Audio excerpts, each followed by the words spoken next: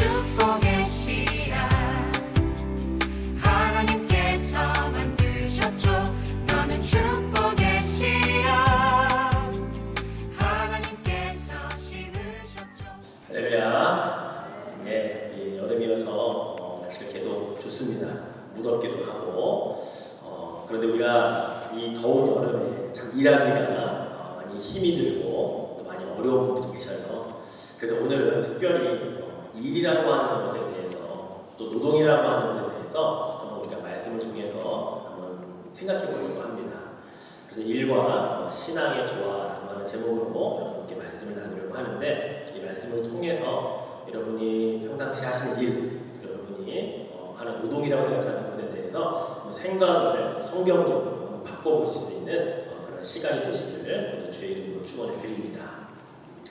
요즘에 많은 신학에 연구하는 분야나 또 책이나 논문들이 나오는데요. 아주 최근은 아니지만 좀 오래긴 했지만 일에 관해서, 이 노동에 관해서 연구하는 책들과 신학 서적들이 많이 나오고 있습니다. 소위 일의 영성이라든가 또는 일터 신학이라든가 하는 이름의 그러한 책들과 또 연구하는 많은 서적들이 계속해서 발행이 되고 있죠. 자, 일터 신학, 또 일의 영성, 일은 왜 하는가, 이런 여러 책들을 통해서 우리가 수없이 많이 일하고 있는데 과연 그 일을 어떻게 내가 받아들여야 하고 또 어떻게 정리를 하고 살아가야 하는가에 대한 그런 것을 담은 책이라고 볼 수가 있습니다. 우리가 일반적으로 일한다 또는 노동한다라고 그렇게 하는 것에 대한 성경적인 기반을 찾으라고 하면 많은 분들이 가장 먼저 떠올리는 것이 창세기 3장에 나와 있는 아담이 선악과를 따먹은 다음에 하나님께서 저주하시면서 하신 말씀, 너는 평생토록 일해서 먹고 살아야 된다라고 했던 그 말씀을 우리가 기본적으로 떠올리고 있다는 거죠. 진짜 그래요. 창세기 3장 17절에 보니까 아담에게 이르시되 내가 내 아내의 말을 듣고 내가 내게 먹지 말라 나무의 열매를 먹었은즉 땅은 너로 말미암아 저주를 받고 너는 네 평생에 수고하여야 그 소산을 먹으리라. 이 말씀을 근거로 하면 정말 우리에게 주신 우리가 해야 할 일, 노동이라고 하는 것은 그 땅이 저주를 받고 그 저주받은 땅에서 평생토록 수고해야 먹고 살 수 있구나. 이게 우리에게 주어진 노동이구나. 이렇게 우리가 생각할 수 있다는 거예요. 또 19절에 보면 또 이렇게 말씀합니다. 내가 흙으로 돌아갈 때까지 얼굴에 땀을 흘려야 먹을 것을 먹으리니 내가 그것에서 취함을 입었음이라. 너는 흙이니 흙으로 돌아갈 것이니라. 이렇게 말씀하셔요. 평생 죽을 때까지, 흙으로 돌아갈 때까지 얼굴에 땀 흘리고 열심히 노동해야 먹고 살 수 있는 것이 하나님이 정해놓으신 것이구나. 이렇게 보면 역시 이것은 저주고 우리가 받은 심판이라고 생각할 수 있다고 하는 것입니다. 자, 그런데 창세기 3장에 있는 이 말씀 이전에 주어진 일과 노동이라고 하는 것에 대한 말씀이 먼저 있거든요. 즉 타락한 이후에 주어진 이 심판의 메시지와 타락 이전에 하나님께서 일이라고 하는 것 자체가 원래 어떻게든 우리에게 주어졌는가에 대한 것은 분명히 다르거든요. 그렇다면 우리는 원래 근원적으로 주어졌던, 먼저 하나님께서 말씀하셨던 그 일, 그 노동, 그것은 어떤 의미가 있는지부터 우리가 과연 살펴볼 필요가 있다고 하는 겁니다. 그 전에 제가 고대 바벨론 신화의 이야기를 하나 먼저 해드릴게요. 이 고대 바벨론 신화는 기원전 1700년경에 기록되었다고 말합니다. 이 바벨론 신화 안에는 우리 성경에 나와 있는, 창세기에 나와 있는 인간의 탄생의 기원도 있고요. 또 이 신화 안에는 대홍수 사건과 함께 기록되어 있습니다. 그 가운데 여러분 보시는 그 비문에 있는 것이 아트라시스라고 하는 사람의 서사시라고 하는 그 사람의 이름이 적힌 시가 들어있는데 이게 이제 그 고대 바벨론 신화 가운데 하나의 이야기입니다. 제가 이 이야기를 한번 해드려 볼게요. 인간이 없던 시대, 즉 신들만이 존재하는 시대에 이 고대 바벨론 신화에 보면 신들도 1등급 신과 2등급 신들이 있었다고 합니다. 1등급 신들을 2등급 신들이 섬겼대요. 즉 2등급 신들은 일을 해서 노동을 해서 1등급 신들을 열심히 섬기는 그런 신들의 세계가 있었다고 합니다. 그런데 이 2등급 신들이 1등급을 위해서 열심히 하다 보니까 일이 하기가 싫은 거예요. 일이 너무 많은 거예요. 그래서 하루는 그 1등급 신들 가운데 대왕신 엔릴이라고 하는 신을 붙잡습니다. 그리고 가둡니다. 그리고 그에게 쿠데타와 같은 것을 벌여서 요구를 합니다. 더 이상 우리가 당신들을 위해 일하지 않겠다. 우리 2등급 신들이 1등급 신들만을 위해 일하는 것을 좀 면해달라고 요구를 합니다. 그래서 대왕신이 허락을 하죠. 그래서 1등급 신들이 모여서 회의를 해서 그럼 이렇게 합시다. 인간을 만듭시다. 그래서 7쌍의 남녀의 인간들이 만들어집니다. 예, 그들이 만들어진 목적이 뭐예요? 신들이 하던 일을 대신하게 하기 위하여 만들었다는 겁니다. 예, 즉 2등급 신들의 노동을 이제 만든 인간들 7쌍들이 그것을 통해서 1등급 신들을 섬기라고 그렇게 만들어 놓은 것이 이 바벨론 신화의 인간 시작의 이야기였다는 거예요. 자, 이 창조된 7쌍의 인간들이 열심히 일을 해서 신들을 섬겼습니다. 그리고 열심히 생육을 했습니다. 그래서 600년이라는 시간이 지나요. 600년이라는 시간이 지났는데 신들이 어느 날 모여서 이런 불평을 합니다. 왜 이렇게 인간들이 시끄러운 거야? 도대체 왜 이렇게 떠들어? 너무나 많은 인간들이 떠드니까 우리 신들이 잠을 잘 수가 없잖아.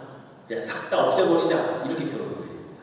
그래서 이들이 내린 결론이 뭔지 아세요? 비를 내려서 홍수가 나게 해서 모든 인류를 멸망시키자. 이게 그 신화에 나와 있는 내용이에요.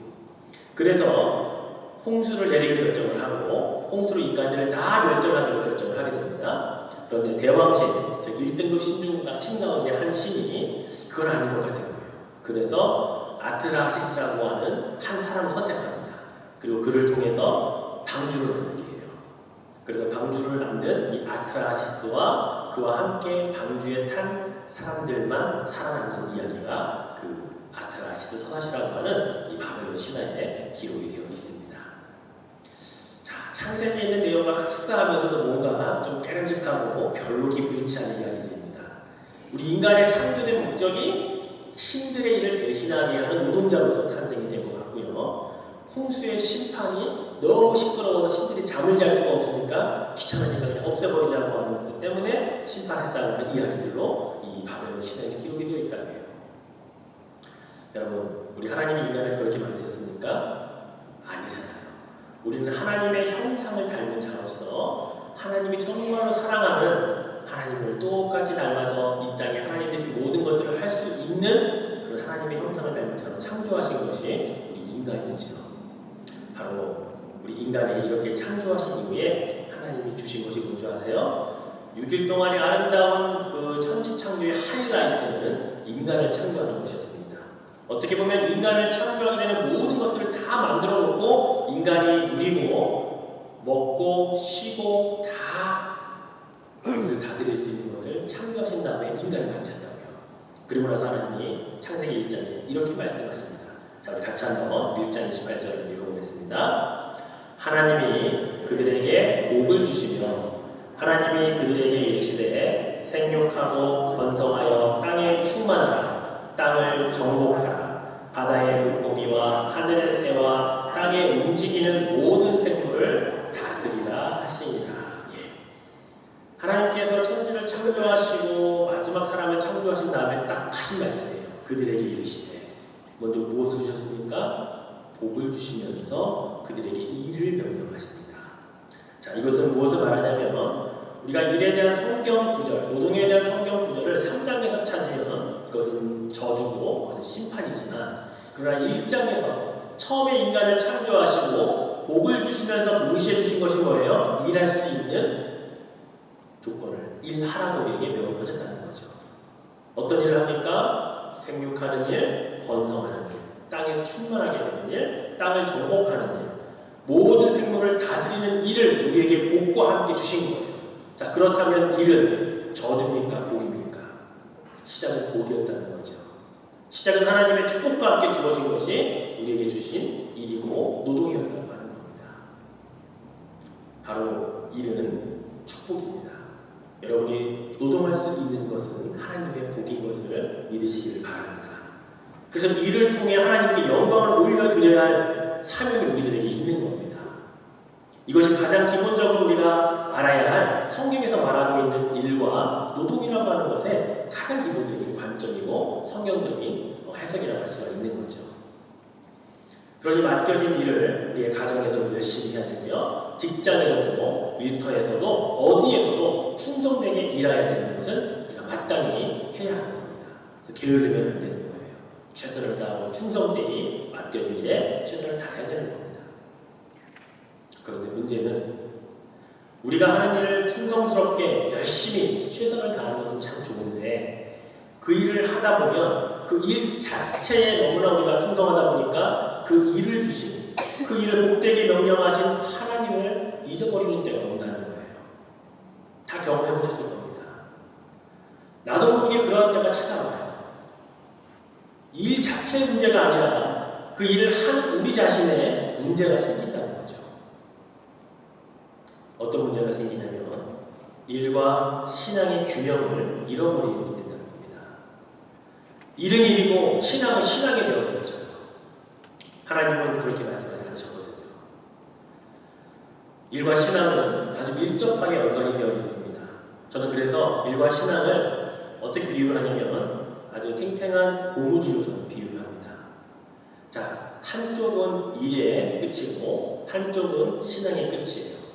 자, 그런데 이 일과 신앙의 끝을 잡아당기는데 한쪽을 더 많이 잡아당기는데 이쪽에 있는 힘이 약하면 어떻게 됩니까?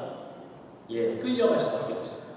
즉 일이라고 하는 것을 너무 세게 잡아당기면 신앙이라고 하는 것을 잡는 힘을 키우지 않는 이상 결국은 놓쳐버린다는 거예요. 그러면 일로 가버리는 거죠. 반대로 신앙도 마찬가지예요. 신앙의 끈을 너무나 세게 잡아당기면 일하는 것에 힘을 놓쳐버릴 수 있어서 신앙적으로 딱 가버릴 수 있죠. 하나님이 원하시는 건 아닙니다. 일과 신앙은 하나님께서 균형을 잡혀 우리에게 조화롭게 그것을 둘 다 감당하라고 주신 것이라는 사실을 기억해야 합니다. 여러분 바로 이 고무줄을 잘 여러분 이미지 속에 넣어두세요. 나는 과연 어느 쪽에 힘이 더 세고 있는가? 어느 쪽인 것을 더 잡아당기고 살아가고 있는가? 그게 심하면 놓쳐버리면 어느 한쪽은 나는 포기하고 살아야 되는 그 단계까지 갈 수도 있다는 사실이에요. 내가 너무 일하는 데 치우치면 하나님 잊어버립니다. 또 너무 내가 하나님만 살아 섬기는 데만 치우치면 그것도 일하는 것을 잊어버리고 그래서 산으로 들어가고 수도사가 되고 그렇게 과거에 중세시대 때 그런 일들이 있었거든요. 사랑하는 성도 여러분, 우리가 땀을 흘리며 일해야 하는 것은 맞는데요. 그런데 하나님을 잊어버리면서 땀 흘리고 일하는 것은 저주입니다. 아까 창세기 3장의 말씀처럼. 그러나 하나님을 기억하고 생육하고 번성하는 땅에 충만하고 모든 것을 다스리는 것과 같은 일을 하는 것은 신앙과 함께 가야 그것이 복이 되는 거예요. 그러니까 일을 저주로 만드느냐, 일을 축복으로 만드느냐, 결국 신앙의 끈을 내가 얼마큼 잘 붙잡고 있느냐에 따라서 결정이 된다는 사실을 좀 기억하시길 바랍니다. 그래서 둘 힘을 균형 있게 잘 잡아당겨야 돼요. 여러분, 신앙의 끈을 잡아당기면서 일의 끈을 잡아당기면 일도 커지고 신앙도 커지죠. 이게 축복입니다. 내가 하는 일이 잘 돼요. 그래서 많이 잡아당길 수 있어요. 그래서 동시에 신하고 그만큼 성장하고 잡아당겨져야 두 가지가 균형을 맞아야 그 안에서 신앙도 성장하고 일도 잘 되는 것을 복으로 누릴 수 있게 되는 겁니다. 하나님의 법칙입니다. 이게 바로 우리에게 주신 일이라고 하는 것의 그 영성과 신앙이 바로 여기에 비밀이 있는 거죠. 그래서 고무줄을 잡아당기는 훈련은 여러분 한꺼번에 확 잡아당기면 끊어질 수도 있어요. 그리고 잘못하다가 놓치셔서 그것이 둘 다 원래로 돌아올 수도 있어요. 그래서 천천히 조금씩 잡아당기는 훈련을 해야 돼요. 자, 훈련이라고 하면 일에 대한 훈련 있죠. 여러분이 맡고 있는 일, 여러분이 지금 직장에서 하는 일, 또는 가정에서 하는 일, 가장 전문가는 여러분이에요. 아마 여러분이 가장 잘할 수 있는 일이기 때문에 그 일을 하나님 여러분이 맡기셨던 거죠. 여러분이 전문가니까 일은 여러분이 열심히 기술을 숙련하고 여러분이 할 수 있는 일을 최선을 다하시는 늘어나게 되어 있죠.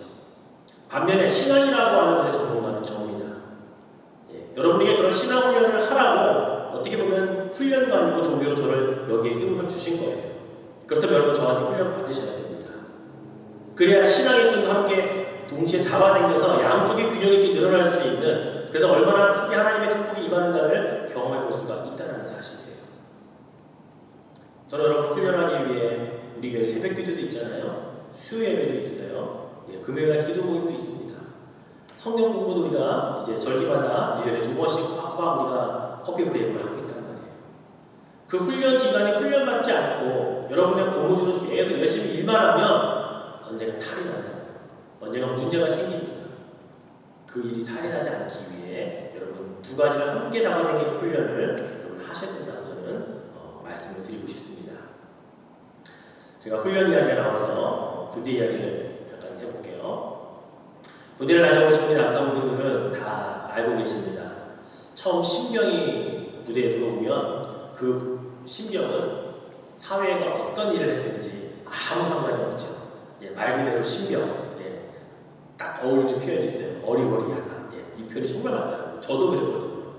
사회에서 아무리 말고기고 뭐 여러 가지를 했다가 군대에 들어오면요. 들어오는 신병의 기간만큼은 정말 아무것도 모르는 정말로 어리버리한 그런 신병이더라고요.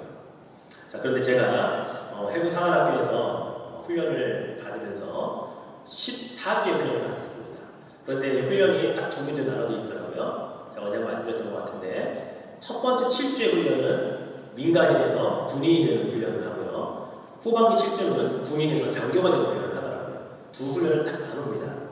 그래서 첫 번째 7주 동안 훈련받는 동안에는요. 훈련관들이 막 별 상스러운 걸 다 해요. 이 새끼 저 새끼는 또 기본이고요. 막 인격 구속도 하고요. 그러면서 나라를 지킬 수 있겠냐는 아마 전쟁터 나가면 아군을 사서 죽일 사람이라도 막 별별 말을 다 한다고요. 그렇게 아주 민간인에서 군인에는 혹독한 훈련을 겪게 합니다. 자, 그리고 나서 7주가 탁 끝나고 후반기 첫 7주가 되는데 호칭이 달라지더라고요. 더 이상 쌍스러운 걸 하지 않고요. 귀관 이렇게 불러요. 귀관 그러면 되겠냐고 존댓말 쓰더라고요. 그러면서 나머지 7주를 이제 군인에서 장교가 되는 훈련을 그들이 대우도 해주고 또 그렇게 훈련까지도 해줍니다. 제가 딱 14주의 그 훈련을 딱 끝나고 나서 느낀 게, 야, 이게 진짜 훈련의 진수구나. 제가 그렇게 바뀌더라고요. 어리버리한 신병에서 나중에 정말 무엇인가 장교로서 지휘하고 뭔가 전투에 임하면 장교로서 역할을 할 수 있는 그런 위치까지 훈련이 딱 만들어주는 것을 제가 경험을 했습니다. 신앙도 마찬가지입니다. 제가 말씀드렸죠? 여러분의 일에 관해서는 여러분이 전문가고 훈련관이라고요. 그러나 신앙에 관해서는 훈련을 받아야 됩니다. 전문적으로 훈련을 받아야 돼요. 그래야 두 가지 훈련을 잘 받아야 균등하게 이 신앙과 일의 그런 고무줄을 잘 다룰 수가 있기 때문이죠. 저는 여러분에게 신앙과 일의 조화를 잘 이루었던 바로 그 한 사람을 소개하려고 합니다. 우리가 함께 본문에서 읽었던 바로 요셉이라고 하는 청년이에요. 요셉의 이야기를 다 알고 있습니다. 요셉이 형들에게 미움을 사서 그 사람들에게 상인들에게 팔립니다. 노예로. 그래서 애굽이라고 하는 팔레스타인 땅에서 애굽이라고 하는 나라까지 그가 팔려가요. 그리고 그 팔려간 곳에서 애굽 사람 오디발이라고 하는 장군의 집에 그가 노예로 들어가게 됩니다. 자, 그런데 그 노예로 들어가자마자, 그 집에 들어가자마자 그가 어떻게 축복을 받는지 성경은 이렇게 기록을 하고 있더라고요. 본문 2절 말씀을 보니까요. 여호와께서 요셉과 함께 하심으로 그가 형통한 자가 되어 그의 주인 애굽 사람의 집에 있으니, 이렇게 기록되어 있어요. 도대체 요셉이 노예로 팔려오는 기간 동안에 무슨 일이 있었기에 그가 보디발의 집에 노예로 들어가자마자 여호와께서 요셉과 함께 하심으로 그가 형통한 자가 될 수 있었냐는 거죠. 저는 그래서 한번 묵상을 해봤어요. 팔레스타인에서 형들에 의해 미움을 사서 노예로 팔린 동생 요셉이 애굽 땅까지 오는 그 기간 동안 그런 하나님 앞에 어떤 기도를 했을까? 아마 울부짖으면서 하나님 도대체 저에게 왜 이런 시련과 고통을 주냐고 그렇게 기도를 하지 않았을까? 도대체 형들이 왜 나를 이렇게 미워하면 한 대 때리고 말든가? 왜 나를 이렇게까지 팔아서 그것도 노예로 먼 이국 땅까지 나를 이렇게 팔 이유가 무엇인가? 아마 그는 하나님께 하소연했을지 몰라요. 근데 팔레스타인의 애굽 땅까지의 거리가 가깝지 않잖아요. 몇 달을 갈 수도 있고요. 상인들이 여러 번에 들렸다 머물렀다 갔다 그러면 1년이라는 시간도 걸렸을 수 있었을 겁니다. 저는 그 기간 동안 요셉이 무엇을 했을까 생각을 해보면 하나님과 정말 깊이 만나는 그런 신앙의 훈련받는 시간이었겠다는 생각이 들었던 거죠. 그런 훈련이 끝나고 나니까 신앙의 훈련을 잘 받고 나니까 그가 딱 투입된 일터에서 어떤 일이 벌어지냐면 여호와께서 요셉과 함께 하시는 거, 그가 형통한 사람이 되었다라고 그 성경이 기록하고 있다는 거죠. 거저 형통한 사람이 되는 게 아니고 그냥 우리가 아무데나 간다고 하나님이 함께 하시는 은혜와 은총이 있는 게 아니고요. 그 오는 기간 동안에 분명히 그는 신앙 열정을 받았다고 믿습니다. 물론 성경에는 그런 기록은 없어요. 그런데 저는 그렇게 충분히 받았기 때문에 일과 신앙의 조화를 이룬 요셉을 통해 하나님은 그에게 형통한 복을 내리셨다라고 저는 믿는 거죠. 자, 3절 말씀 들어볼까요? 그의 주인이 여호와께서 그와 함께 하심을 보며 또 그 여호와께서 그의 범사에 형통하게 하심을 보았더라. 여러분, 일과 신앙의 조화를 이룬 사람이 그 집에서 일하는데 그것을 하나님을 전혀 모르는 사람들이 그걸 보고 알게 된다는 거예요. 그 집의 주인 보디발이 그 집의 사람들이 요셉이라고 하는 청년이 여호와께서 함께 하시네 라고 하는 것을 본다는 거예요. 자, 3절 말씀에 보면 주인이 여호와께서 그와 함께 하심을 본대요. 그리고 여호와께서 그의 범사에 형통하게 하심도 보았대요. 이게 어떻게 보여지냐고요? 하나님 믿지 않는 사람들에게. 이거는 겉으로 엄청나게 그가 하는 일마다 드러나지 않으면 알 수가 없는 거거든요.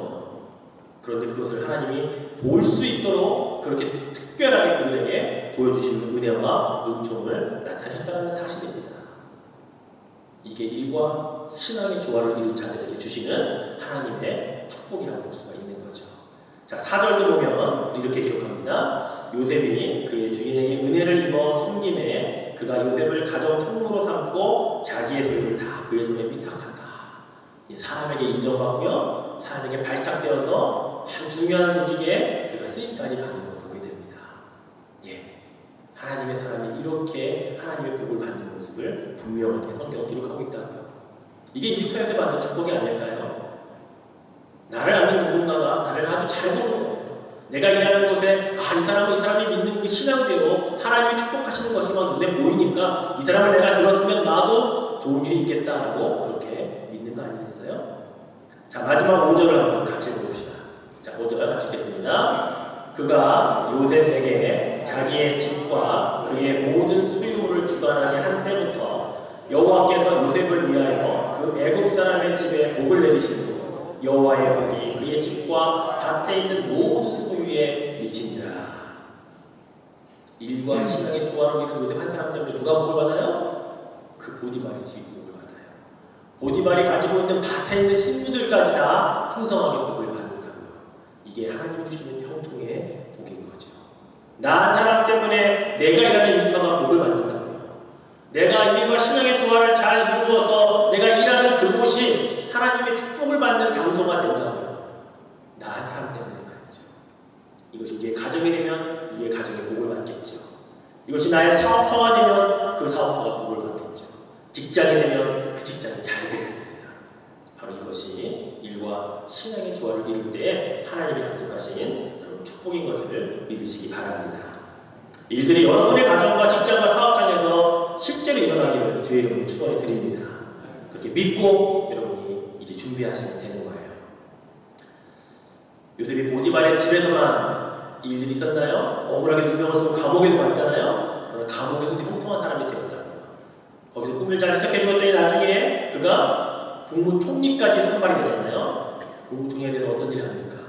하나님의 지혜로 7년 풍년 때 잘 곡식을 저장해놨다가 흉년 7년 때에 애굽뿐만이 아니라 애굽 주위에 있는 많은 나라들도 거기 살렸고요. 심지어는 자기의 아버지가 살았던 팔레스타인 땅에 있는 아버지와 형들이 다 결국은 이주해 와서 애굽 땅 고센이라는 지역에 정착하면서 완전히 이민을 오게 되고 430년간 이 땅에 살게 되는 그 시작을 바로 요셉이라고 하는 이 한 사람을 통해 하나님이 시작하셨던 것을 성경을 통해 보게 된다는 거죠.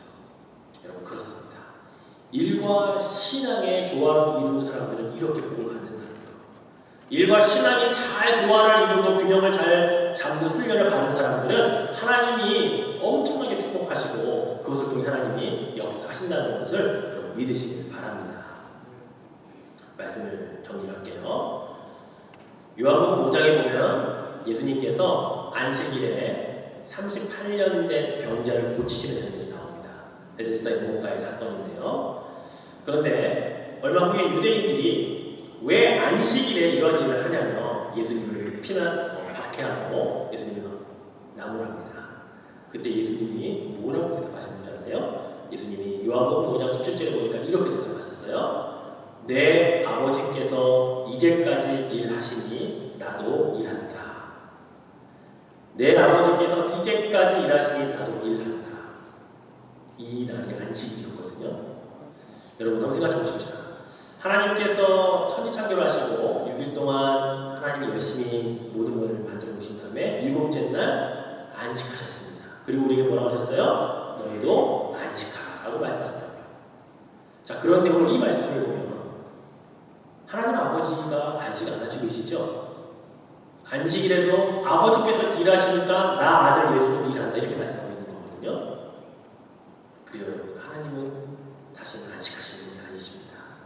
어쩌면 천지창조의 명령을 하시고 우리에게 안식을 허락하시기 위해 안식을 하라고 명령을 하셨지만 하나님은 졸지도 주무시지도 아니하시면서 지금껏 우리를 위해 일하고 계시는 하나님이심을 보게 됩니다.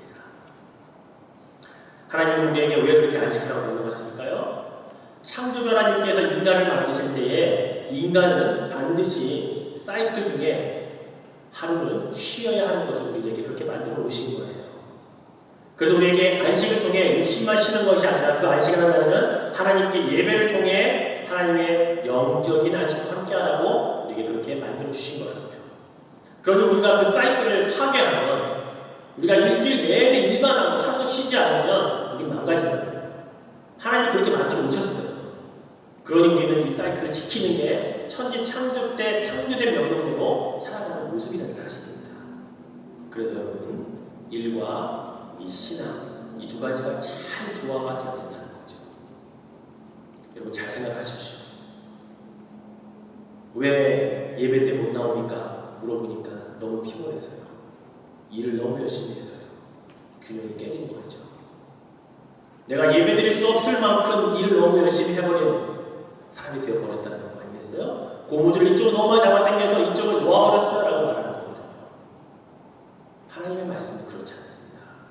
복을 주시며 우리에게 생육하고 번성하고 땅을 정복하고 모든 것을 그 균형을 잡고 일하라고 분명히 말씀하셨다는 사실을 기억하십시오.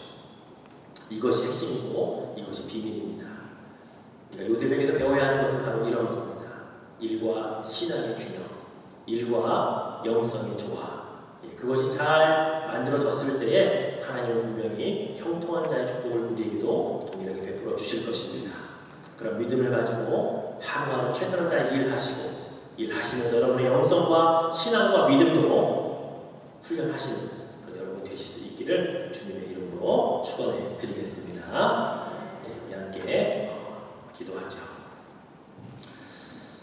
여러분 오늘 들으신 말씀을 생각하시면서 나는 과연 나에게 주어진 일과 이 신앙의 고무줄 가운데 어떤 쪽의 고무줄을 더 잡아당기고 있는가 여러분 스스로 한번 생각해 보십시오. 그리고 한쪽으로만 너무 잡아당겼던 나의 모습이 떠오르면 여러분 하나님 앞에 기도하십시오. 하나님 저는 양쪽의 균형을 잡기를 원합니다. 하나님 저는 두 가지의 조화를 저는 이루기 원합니다. 그래야 하나님의 형통의 축복, 그래야 하나님이 요셉을 통해 보여주셨던 그 복을 저도 받을 수 있기 때문임을 믿습니다. 여러분 이것은 성경이 말하는 진리입니다. 이것을 이루는 자, 이것을 그대로 따라가는 자는 말씀대로 축복받을 것입니다. 그것을 믿고 여러분 자신들을 위해 한번 이렇게 기도합시다. 하나님 일과 신앙의 조화를 갖게 해주십시오. 기도하겠습니다. 하나님 아버지 감사합니다. 오늘 우리에게 주신 말씀을 통해 우리는 과연 고무줄의 양쪽을 얼마나 잘 균형 있게 잡아당기고 사는지 모르겠습니다. 일과 신앙이라고 하는 양쪽 끝을 잡고 너무나 한쪽을 향해 힘차게 잡아당기고 있는 모습은 아닌지 모르겠습니다.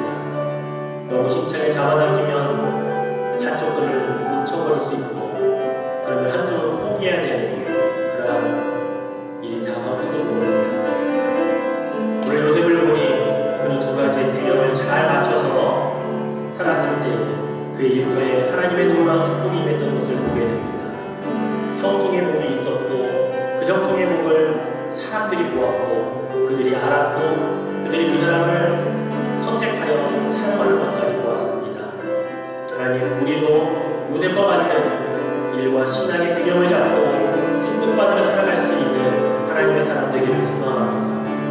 무엇이 먼저인지 분별할 수 있게 하시고 어떤 것을 내가 더 강조하며 살아가고 있는지 우리를 잘 균형잡힐 수 있도록 도와주시옵소서. 지혜를 주시옵소서. 분별력을 주시옵소서. 그래 하나님 정말 원하시는 그 균형 잡힌 일과 신앙의 조화를 이루어갈 수 있는 우리가 되게 하여 주옵소서. 일하는데 너무나 많은 에너지를 쏟느라고 하나님을 찾는 것에 게으르지 않게 하시고 또 하나님을 찾는 일에 너무나 많은 시간을 쏟느라고 우리가 해야 할 일을 하지 못하는 그런 일이 일어나지 아니하도록 균형과 조화를 허락하여 주시옵소서. 오늘도 그 일 하심에 하나님의 지혜를 구하고 전혀 쉬지 않고 일하시는 그 하나님의 뜻을 우리가 받들어 우리도 일과 신앙의 균형을 잡아 열심히 하나님을 향해 달려갈 수 있는 우리 모두가 되게 하여 주시옵소서. 하나님 감사합니다. 주님만이 영광 주시옵소서. 사랑의 하나님, 일과 신앙은 별개가 아닙니다. 천지를 창조하시면서부터 복을 주시면서 우리에게 일을 명령하셨던 하나님, 우리가 일할 수 있는 것은 복이며 축복인 것을 믿습니다. 그래서 우리의 일터가 복을 받아야겠고 우리의 일하는 그 노동이 정말 복을 받아야겠습니다. 그런데 고무줄의 양 끝에 있는 것처럼 너무 일만을 향해 추진하고 달려가면 신앙의 끈을 놓칠 수밖에 없습니다. 양쪽의 조화를 이루고 균형을 맞추며 잘 양쪽 끝을 잡아당길 수 있는 훈련이 되어져야 하겠습니다. 그래서 일하는 곳에도 복을 받고 신앙도 성장하고 그래서 요셉처럼 그곳 하나님이 함께 하심으로 형통의 사람이 되기를 원합니다. 나의 가정이 그렇게 되기를 원하고 내가 일하는 일터가 그렇게 되기를 원하고 나의 사업장이 그렇게 복받기를 원합니다. 하나님, 이 진리의 말씀을 믿기에 우리는 오늘 균형 잡기를 원합니다. 그동안 한쪽으로 너무 치우쳤던 나의 모습을 깨닫게 하시는 주님 감사합니다. 이제 균형 잡고 조화를 이루며 하나님 주신 복을 기대하며 그렇게 한 주간도 달려가겠습니다. 그 시간 하나님과 함께하는 시간 되게 하여 주시옵소서. 감사드리며 예수님의 이름으로